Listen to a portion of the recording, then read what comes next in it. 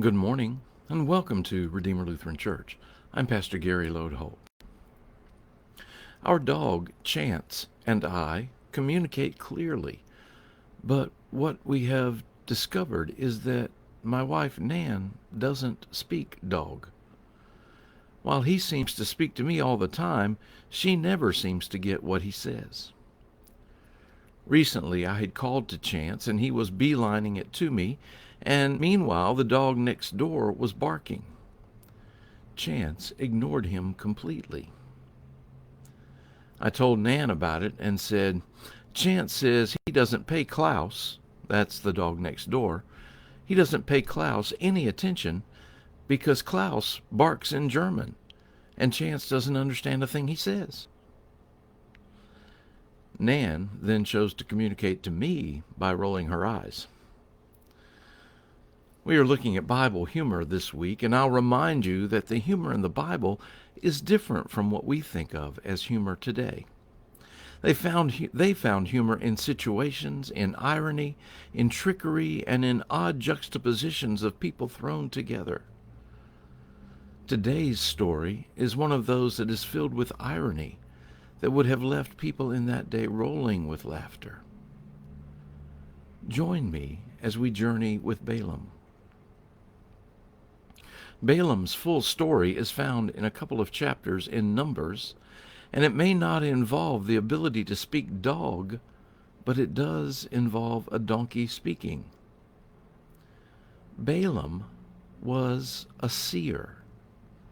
More than most, he was in contact with the spiritual world and was known for being able to see the future. Some might call him a soothsayer or an oracle or something like that. Regardless, he was famous for what he did and much in demand. Frankly, the story in the Bible is a bit confusing, but it's the story we have, so bear with me. The Hebrew people were on the way to the Promised Land, and the king of one of the nations they needed to pass through was afraid of them. He was afraid they would take over, and so he sent messengers to Balaam to ask him to come and curse the Hebrew people for him. In that day, they believed curses like that were real and had real effect. Balaam told the messengers he would ask God what to do, and at first God told him not to go. But they upped how much they would pay him, and eventually God told him to go. This is where it gets confusing. As Balaam was on his way riding on his donkey, God decided to kill Balaam.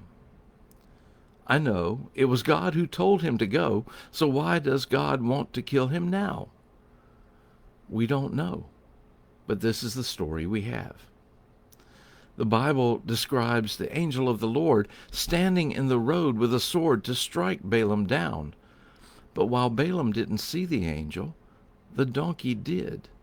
And the donkey turned off the road and went out into the field to avoid the angel and save Balaam. Balaam struck his donkey to get it back onto the road. So the angel of God went to a narrow place between the vineyards with a wall on each side of the road and stood there to strike Balaam.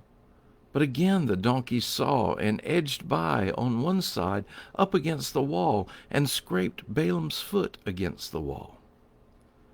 Balaam, again, none too happy, struck his donkey to make it behave. Finally, the angel of God went to a narrow place in the road where there was no way to avoid the angel of God either to the right or to the left. With no other option, the donkey simply lay down in the road and refused to take another step. Furious, Balaam struck at the donkey with anger. That's when God opened the mouth of the donkey and permitted it to speak. "Why have you struck me these 3 times?" the donkey asked.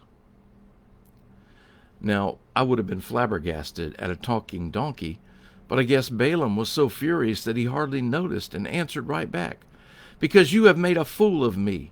Why, if I had a sword, I would kill you right now." The donkey said, I have been your donkey for years, and have I ever treated you this way or done something like this before?" Balaam answered, "No." And about that time God opened Balaam's eyes, and he saw the danger the donkey had saved him from.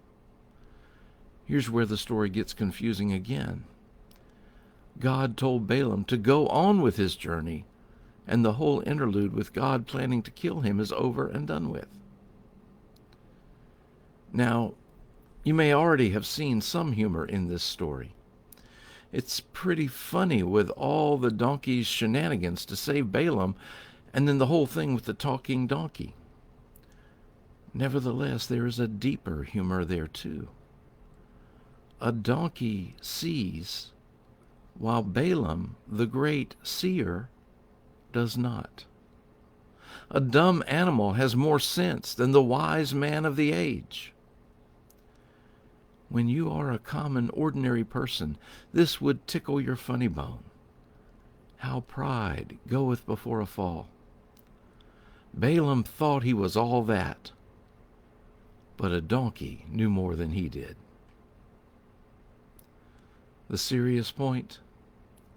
Maybe we need to swallow our pride the same way Balaam needed to. Who knows?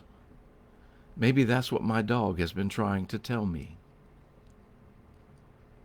Thanks for watching, and remember to let this day belong to God.